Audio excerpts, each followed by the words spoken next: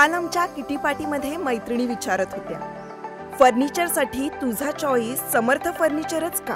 कारण समर्थ फर्निचर मधील 70% फर्निचर हे त्यांच्याच वर्कशॉपमध्ये बनवलं जातं आणि म्हणूनच समर्थ मधील फर्निचर हे मजबूत आणि लॉंग लाईफ आहे आणि किंमत मार्केटपेक्षा reasonable. Samarth furniture and mall, Gulewadi, Sangamner, Kolar गोटी हायवे, सुगाव बुद्रुक, तालुका अकोले, जिल्हा अहमदनगर। अकोले तालुक्यातील राजूर गावात कावीळचा मोठा फैलाव झालाय। यामध्ये दोघींना आपला जीव गमवावा लागलाय। तर आज पालकमंत्री राधाकृष्ण विखे पाटील यांनी राजूर गावात रुग्णांची भेट घेत आढावा घेतला आणि परिस्थिती जाणून घेत सूचना केल्यात। अकोले तालुक्यातील राजूर गावात गेली 15 दिवसांपासून कावीळच्या साथीनं थैमान घातलंय। उपचारादरम्यान दोघींना आपला जीव गमवावा लागलाय, त्यामुळे प्रशासन खडबडून जागत झालंय। आज पालकमंत्री राधाकृष्ण विखे पाटील यांनी राजूर या ठिकाणी येऊन ग्रामीण रुग्णालयात रुग्णांची विचारपूस करत प्रशासनाचा आढावा घेतला। या आढावा बैठकीला जिल्हाधिकारी, मुख्याधिकारी आणि आरोग्य अधिकाऱ्यांसह ग्रामस्थ मोठ्या संख्येने हजर होते। कावीळची साथ आटोक्यात आणण्यासाठी उपाययोजना केल्या जात असून जे दोषी आहेत त्यांच्यावर कारवाई केली जाईल, असा इशाराही पालकमंत्री राधाकृष्ण विखे पाटील यांनी दिलाय। पण हा प्रसंग काही राजूरला नाही, तो आपल्या सगळ्यांवर प्रसंग आलेला आहे की आपली सामुदायिक जबाबदारी आहे त्याला समोर जाताना।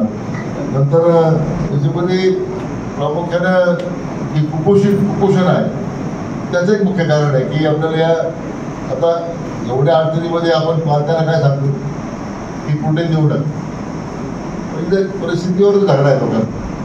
मला वाटतं तुम्ही डाएट प्लॅन तयार करा, आता अंगणवाडी सेविकेमार्फत तो डाएट प्लॅन जो आहे तो प्रत्येक घरोघर जाऊन त्या मातेला समजून सांग तरी काय करायचं। फक्त आपण काय करतो सध्या जे PSCला लोक ॲडमिट आहे तेवढ्यावरून आपण चर्चा करू, पण लिखित स्वरूपातच द्या।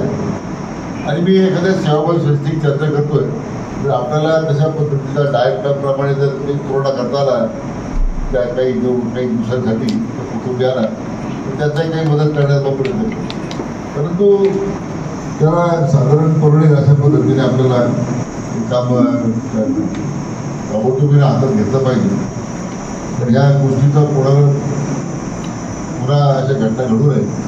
खरं म्हणजे या सगळ्या पाण्याच्यामुळे उद्भवलेली समस्या समोर सांगतात की आपण तो मुद्दा तपासतोय, आपण त्याच्यामध्ये कारवाई होईल, सगळं होईल। पण आता आपण सगळ्या गावकऱ्यांनी माझ्यासहित आपली सगळ्यांची एक सामुदायिक जबाबदारी आहे की आपण आता या घटनांची पुनरावृत्ती होणार नाही किंवा तातडीने मला हेल्पलाईन नंबर सुरू करून द्या। मला वाटतं की असे काही घटना वाटल्या तुम्हाला की कोणाशी आपण संपर्क करायचा, तर तुमचा जो PSC डॉक्टर असेल किंवा सिव्हिल सर्जन असेल किंवा BDO असेल ते नंबर देऊन टाका, बाहेर एक बेलबोर्ड लावून टाका गावामध्ये की तातडीने कोणी संपर्क करावं त्यांनी, ते जबाबदारी कुठे घेतली पाहिजे। आलेल्या घटनेच्या किंवा अशा घटना होत आहेत की सांगण्यासाठी काहीतरी आपल्याला लोकांच्या मध्ये एक संवाद निर्माण करण्याची गरज आहे।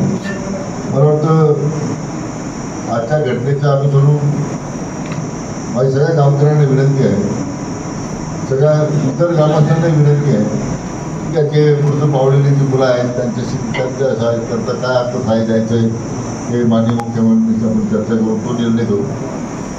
परंतु तो एक मुद्दा महत्त्वाचा आहे, अर्थसहाय्य कुटुंबाला करण्याबरोबर या घटनाची पुनरावृत्ती काही होणार नाही यासाठी आपण सगळ्यांनी मिळून आता काम करण्याची गरज आहे। मी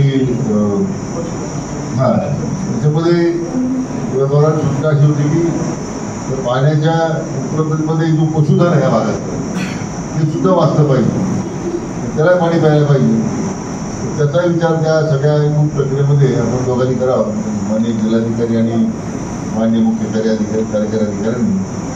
त्या संदर्भात राजूर पुरतं नाही पण एकूणच जिल्ह्याचे जीवन टंचाईचा करताना आपण त्या बाबतीमध्ये आपण आता पुढच्या आठवड्यामध्ये पुन्हा आठवड्याने टंचाई आढावाची बैठक घेऊ, सगळ्या विस्ताराने या सगळ्या योजनेची आपण चर्चा करू।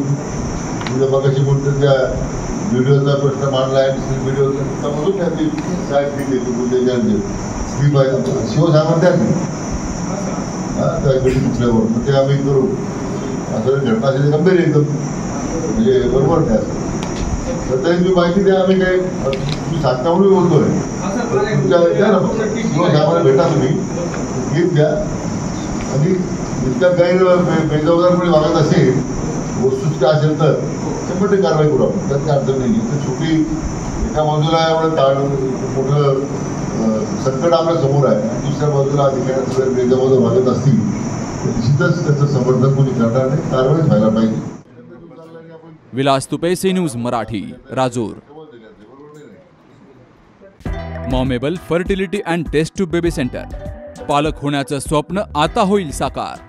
डॉक्टर एकता जगदीश वाबळे यांच्या मॉमेबल fertility and test tube baby centre तज्ज्ञांसोबत तुमचं स्वप्न पूर्ण करा. सुरक्षित, यशस्वी आणि विश्वासार्ह उपचार. तुमच्या आयुष्यातल्या सर्वात सुंदर प्रवासाची सुरुवात आमच्यासोबत करा, कारण आम्ही देतोय अद्ययावत तंत्रज्ञान, अनुभवी डॉक्टर आणि वैयक्तिक मार्गदर्शन. आमच्या सेवा IVF, IUI उपचार, वंध्यत्व तपासणी, अंडाणू आणि शुक्राणू गोठवणं म्हणजेच फ्रीजिंग आणि दुसऱ्या प्रयत्नासाठी सल्ला. तेव्हा आई बाबा होणं आता शक्य आहे, कारण तुमचं स्वप्न आमचं ध्येय. ठिकाण 2रा मजला, Sanjeevan hospital and research centre, Nashik Pune road, hotel Prasad समोर, संगमनेर. संपर्क 8080 215 215.